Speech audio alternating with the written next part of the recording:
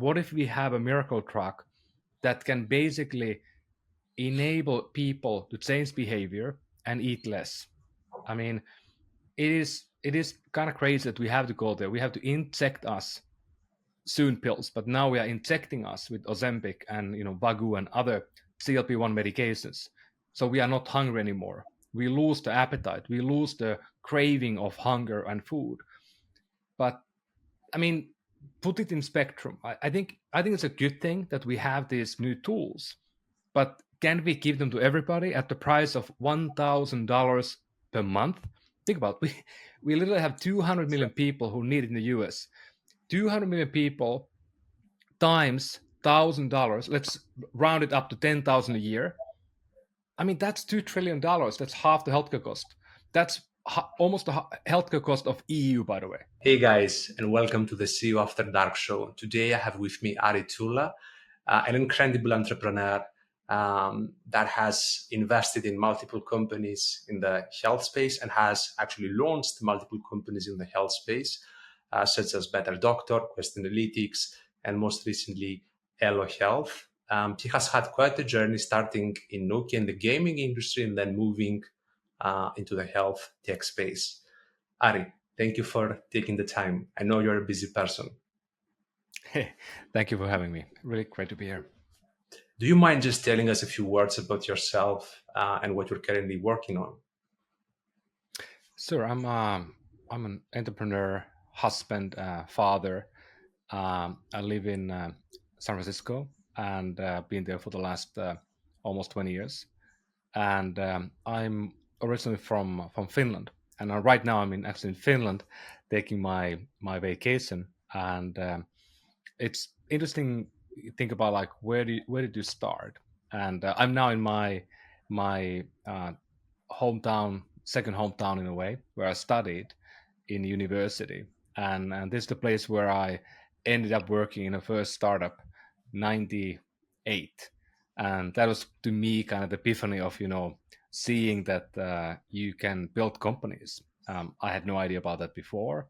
We did not talk about startups. We had no funding, but we were young kids who were trying to do something new in the Web 1.0. So this is kind of the starting point for my career. And so since 98, I've been building new companies, new businesses from ground up. And I've been very, very lucky to be able to do that in multiple different settings, from gaming to healthcare. And I really love that. I mean, to me, it's the most purest form of uh, expressing yourself. Some people do art, some people write poems. I build companies. That's what I know how to do, and I'm getting quite good at it. And for the last 15 years, I've been working in healthcare mainly, trying to build companies that can help people live better lives. What are you currently working on? Where is the majority of your focus going to? Now, I spend 98% of my time, or maybe 120% of my time, on any given last company I'm working on. So today, my main focus is on Elo Health.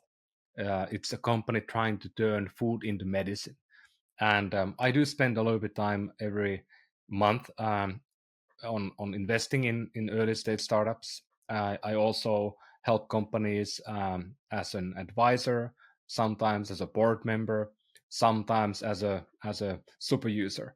And for me, that's also important because when you are involved not only in one company, you also get more perspective. Over the last 15 years, I've been helping probably 70 different companies in different fields. So you get to learn a lot. And I try to always be part of these incubators at times. So I was helping 500 startups for a long time. Currently, I'm spending time with TechStars in New York mainly. They are one of the predominant, company building incubators. I see, I see. And what does Elo do shortly? I know it's about personalized nutrition, but just so that everybody has context. Yeah, so we are inventing in this new world that I've been calling for last few years with the word smart nutrition. Think about today. We all have a smartphone. Many of us have a smartwatch. We have a About Tesla. All these devices, all right, yeah, all these devices are becoming smart. we don't often ask what the smart means. For me, it means that these products are personalized. They are made for me. Think about your phone. It's the most personal thing you have in your life. They are also precise. They are grounded in real science, real innovation. They often have the latest, tech you have in the world. And lastly, they are also proactive. They are getting better. They learn to know you, and they get better over time the more you use them. So that was the idea that I'm trying to bring with Elo into the world of nutrition and food. So think about if your food and nutrition could be personalized, made to you, just for you, with your name on top. What if it could be precise, really grounded in real science, and based on your biometric data, based on your wearable device data, for example? And what if the nutrition could get better over time, be proactive? That would be kind of cool, right? So that's what we've been trying to build at Elo for the last few years. Today we are building things like powders. Think about like a protein powder customized to you based on what your workout profile is like. We are building 3D printed gummy vitamins. I have one here. These are products that we basically take your blood biomarkers, we take your wearable device data, we do health assessment, and then we 3D print you the right nutrients in a gummy vitamin, and you take one of these a day, and it gives you the micronutrients you need, you might be deficient of. And then you can track again the outcomes. Now we're also adding, new products every 6 months. So hope is to be in the long term that, Elo could also provide you meal delivery, maybe even, grocery delivery.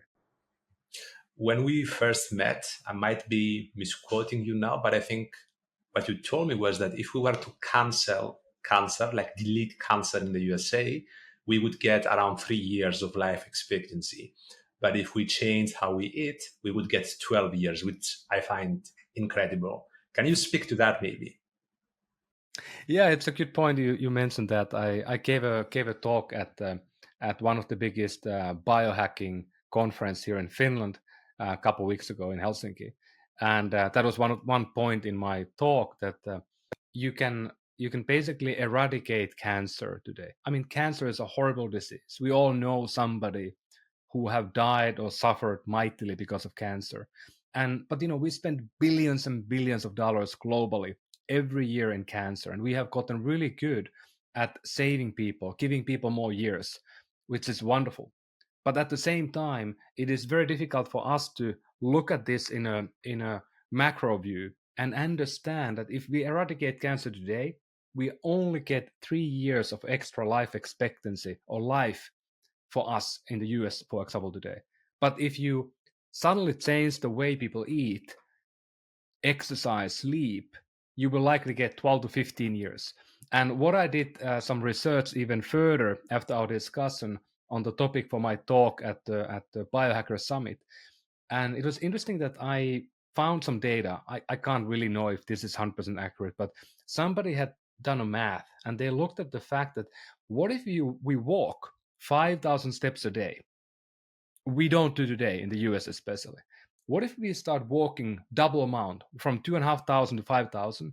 Somebody had done a math and they said that that would give us 5 years. So by just walking a bit more, we would get more years than we get by cutting cancer away. So it's just good to understand how impactful lifestyle can be for us. That's insane. The last time I was in the US, I was in Los Angeles a few months ago. Uh, I was hearing a lot the word Ozempic. People were talking a lot about Ozempic and how they're using it to lose weight, how it's now being developed to potentially help with quitting smoking and generally break bad habits. Um, what is your view on that? Is that in a good direction? Like, or is it like cheating potentially? I know some people say that's cheating and like, oh, I worked so hard to fix my habits. Like, why would somebody take a step? So, like, what is your view on that? Is it a good thing or a bad thing? And how does this fit into what Elo plans to do with nutrition? First of all, it's a great question, and second, it is a very very complicated question because it's not only about if it's good or bad. Many things in life are are gray. They are not black or white. And this thing to me is the one of the most gray things we can think about. Because let's look at the macro again, one step back. In the US where I live today, 80% of people are overweight. BMI is too high. Almost 50% of people are obese. And our life expectancy today is declining, not increasing. It's been increasing for 500 years. We had two lapses. One was the Black Death in Europe when half people died and Renaissance started. Big change for humanity.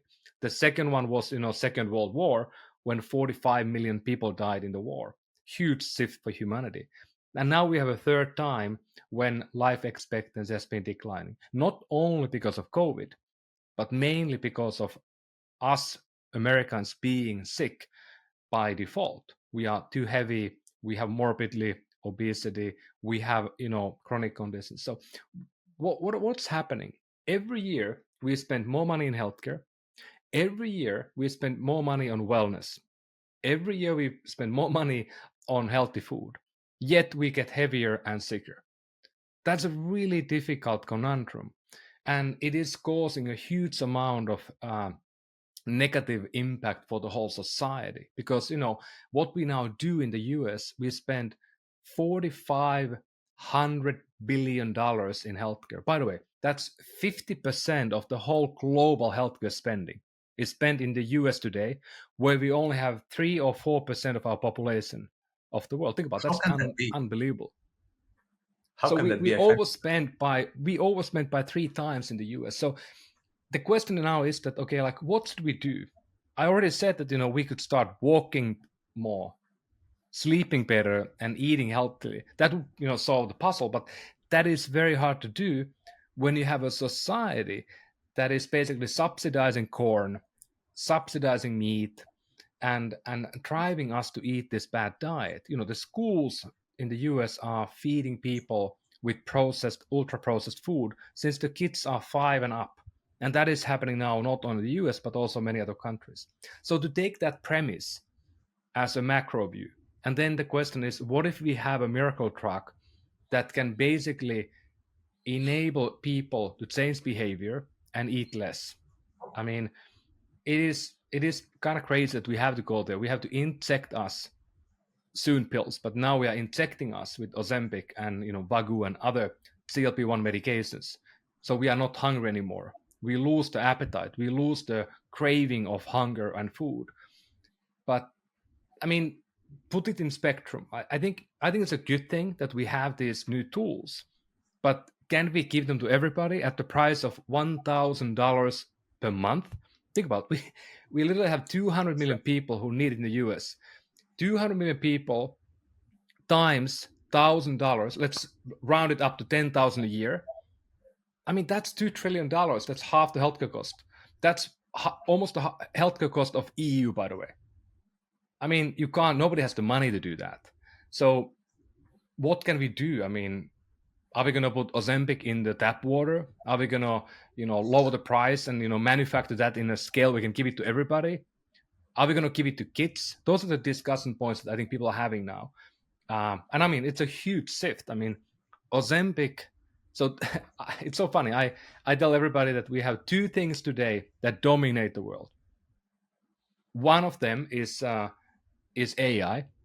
AI is unbelievable. We all heard about ChatGPT, uh, you know Google, Equivalence and so forth, Gemini. That's a huge thing and will change the world completely. At the same time, we have another acronym, GLP-1, which are the Ozempic type drugs. These two things are dominating today the world. You go look at I was in Denmark a few days ago, and they have a company, Novo Nordisk, that is the company who basically invented insulin, and now they invented Ozempic, and they have done really really good work on building something that nobody thought is possible to do. That company is the most valuable company in Europe today. They are more valuable than the whole country today. I mean, they gave a stock warning from the perspective of country. We are getting too much tax income because the company is doing so well. How often that happens? Not often. Not So often. we are living unprecedented times. But the short answer for me, I mean, what I do myself at Elo, we started to build these Ozempic companion products a few months ago. So we are creating now, for example, we have a product called GLP-1 muscle retention protein. It's a product that we are giving to people who are taking Ozempic who don't eat enough, to give them enough nutrients, give them more protein, give them fiber and probiotics to alleviate the side effects. Because many people who take these drugs, they have upset stomach, they might have diarrhea, they have constipation, sometimes they vomit. So we try to build the products that are helping people who take these drugs. We don't sell the drugs.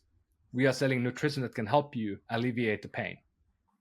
I have had a lot of successful people in this podcast from a variety of different sectors, businesses, etc. You're probably one of the most successful people I've had. And what I want to ask you is what compelled you, what made you focus on solving such big problems? Because I almost think that's what makes a really good entrepreneur, the boldness to take on a big problem like nutrition, which affects a lot of people. Like I'm gonna take myself as an example. I'm a fairly successful person by any measure, but ultimately, what my company does is somewhat commoditized. Like we offer services, marketing services to other companies. There's multiple companies like mine, but I don't think there's a lot of companies like yours. So how do you come up with the ideas and the concepts and almost the mission around those companies? Like what's the philosophy or I don't know approach that you have when it comes to launching a new business? Well, I think for me, uh, thank you for the kind words, by the way. But I think, first of all, success is a very difficult thing to measure. I mean, success is what looks you through the mirror when you look at it every morning. Are you feeling that you are living a life that is worthy for living? And everybody's success is different. I mean, it's not about money, it's not even about impact. It's about, are you feeling good as being who you are you content? We only have so much time to be on this planet. Some people want to be a president, some other people want to build a coffee shop, and they can be equally happy and successful in their own mind. So that to me is very important. We don't want to put a measurement or yardstick that is common, because we are all different in a sense. We all want to be happy. I think we all want to thrive. We want to all do things we care about. So that to me is more important than anything else. For me, I was super lucky that I was born in Finland at a time when the internet happened and it leveled the playing field. If I would have born 10 years earlier, I would not had opportunity to be one of the early people in the web, one of the early people to play games, one of the early people to do many things. I was at as early as the people in Silicon Valley, as early as people in New York or wherever. So that was a really unique time, and that was never possible before in a country like Finland that is still like peripheria, far out of the global trends or the tech normally. And Finland became a completely different country in my lifetime. I'm 46 years old, and the country has changed drastically out of being very agrarian society to be one of the leading tech hubs in the Europe, for example, today. More startups in Helsinki area than in most countries in Europe, which is pretty unique. So for me, I was seeing that world very early. I stumbled upon in a startup when I was 19. Before that, I had been playing games for a long time, connecting to the people around the world on the early internet, before the dot dot dot, on the PBS and the IRC and all these early communication channels, email that happened first. And then I was very lucky to be part of, at Nokia. When I joined Nokia, I was in the team that developed the first smartphone. And I mean, that's pretty cool. You join this company, your native company, and they built a device that is the most profound device that likely will happen in our lifetime. I mean, think about it. We expected to sell like maybe 20 million devices of the mobile computers, the first early smartphones. And today, how many people? 4 to 5 billion people today have a smartphone. That's unbelievable. No other device has ever. Pretty good, I huh? mean, there are more smartphones than there are toothbrushes probably in the world today. I mean, it's unbelievable. So that was the time that you kind of you see that this group of people that you were part of changed the world. And then once you see it once, I mean, then that becomes kind of the yardstick for you to do things. So I always want to be very focused on inventing the world, reinventing the world. That's what I've been doing and been lucky enough to be part of a few times now. So that kind of gives you the ambition level. But most times when you build a startup, you're going to fail, and you have a lofty goal.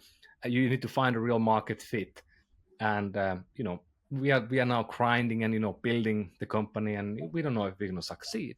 But at least that if you succeed, or if somebody listening to this podcast gets excited and maybe they start a company that will do what I want to do, which is to turn food into medicine, which is to eradicate, these chronic conditions.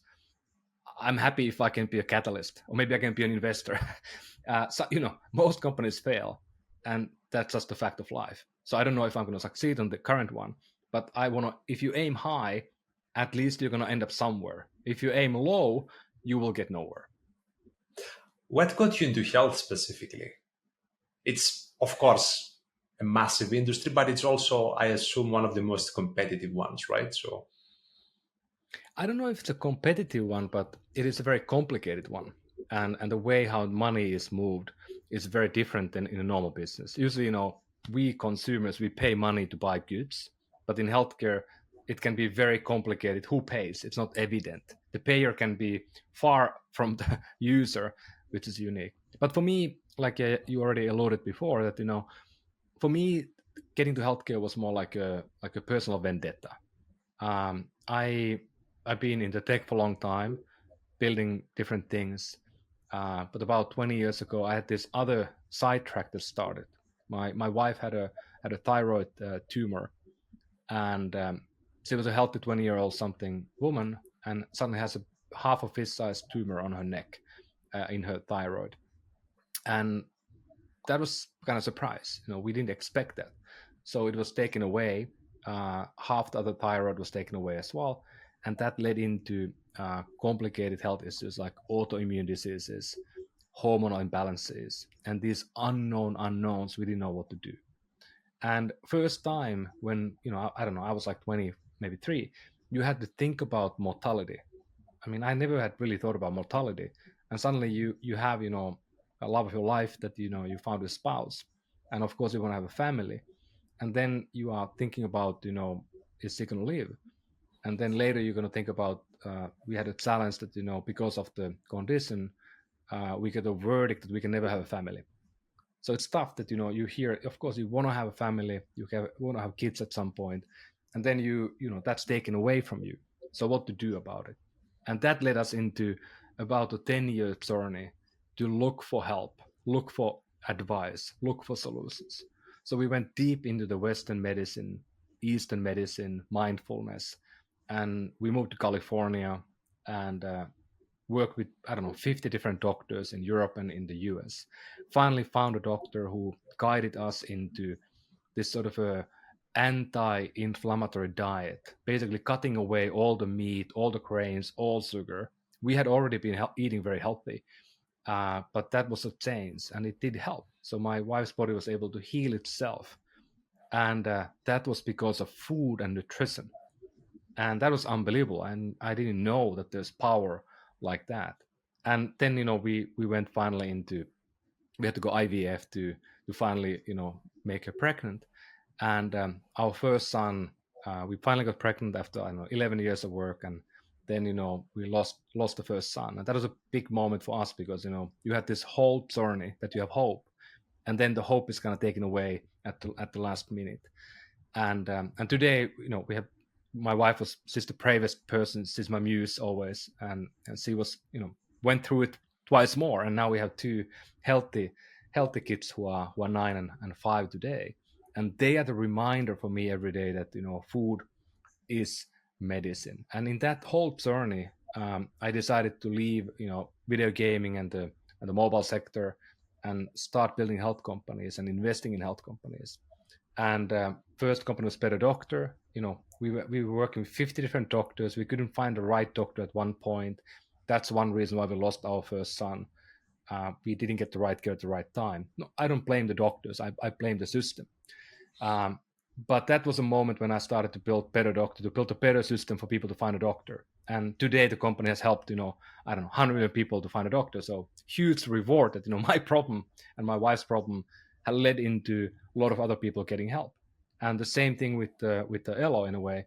I'm focusing on, I know a lot about nutrition after our own journey.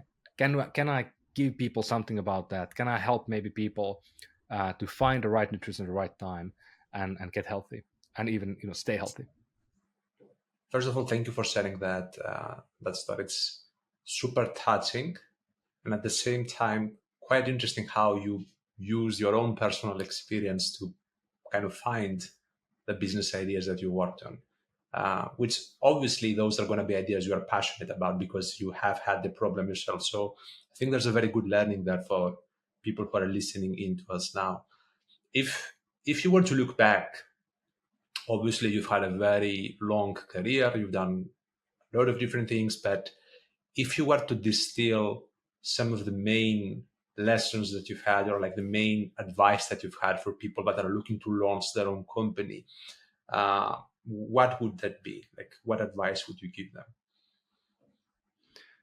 I think the first thing that is a good feedback and maybe uh, idea for most people to think about is that being an entrepreneur is kind of sexy and exciting today. It was not at all like that in late 90s or even after the 2008 recession when I was building a company. I mean, that was not at all sexy or exciting.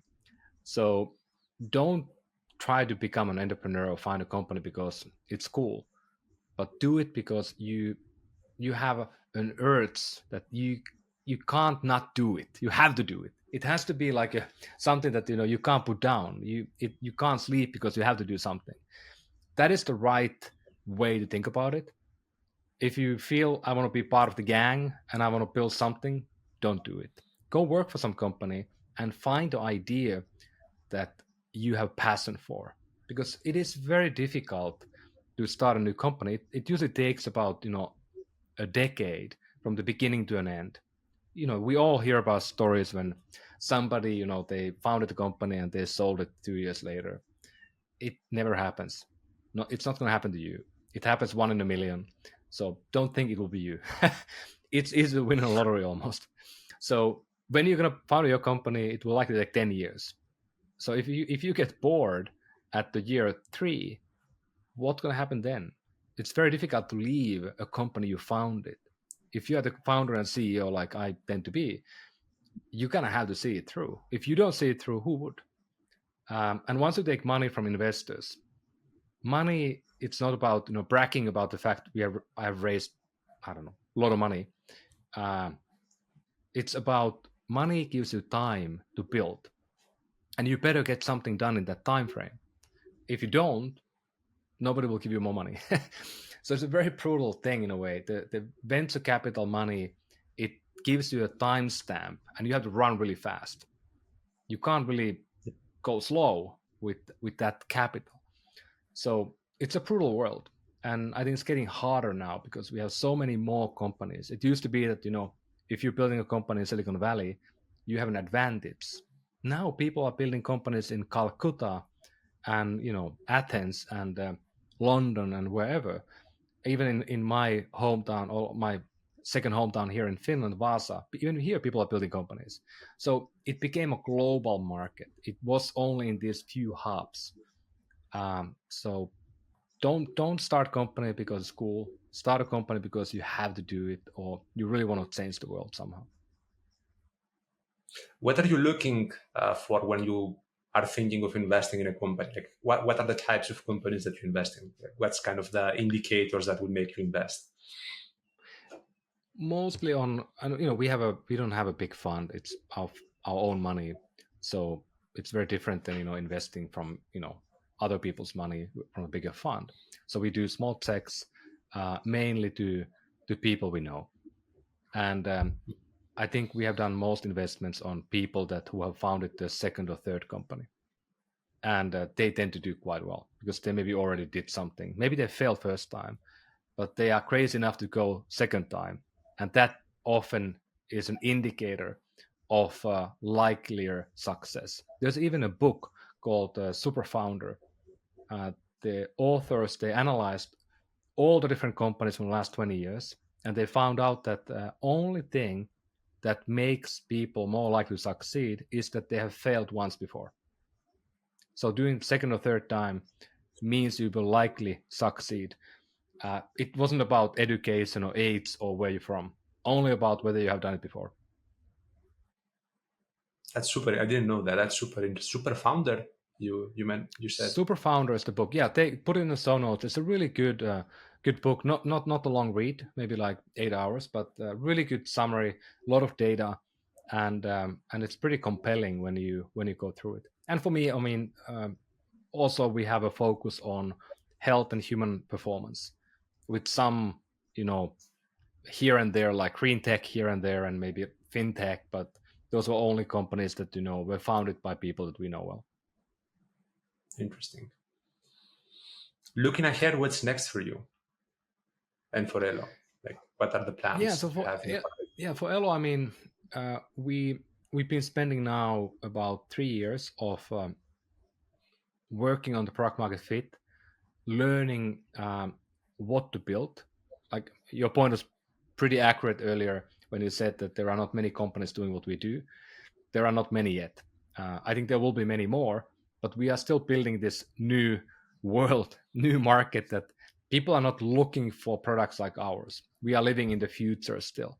So you are kind of working in with the machete in the jungle and paving the way, and that's always tough to do. And now yeah. we have enough evidence that I think people are starting to look at this and see that there's something here. And what we do at Elo, we are now starting to work with partners. So think about B2B2C setting, where we are launching products with existing brands using the platform we created. So it doesn't need to be Elo branded; it can be branded by somebody else. So we have the first partners are now live, and that looks very promising. And that is enabling us to take the products we are creating from thousands of people, I hope, to millions of people. It's very hard to build your own brand and get to millions of customers. It takes a long time. So we are trying to find a way to get more people access to what we built. Mostly in the US, or like is this globally? Today we focus only on the US. Like I said, Okay. the US problems are massive today. And of course, if you think about consumption in things like nutrition, healthy food, supplementation, US market is massively big, bigger than Yeah. the whole Europe combined. Yeah, I understand. All right. Super interesting. Well, Ari, thank you for taking the time. I think it was a very, very good discussion. You mentioned a lot of, I think, very important points that might be helpful for people that listen in. I know you're busy, so thank you for taking. And I also know you're doing this while you are basically on vacation. So double thanks for taking the time. And I hope you enjoyed it as well. Thank you. It was wonderful.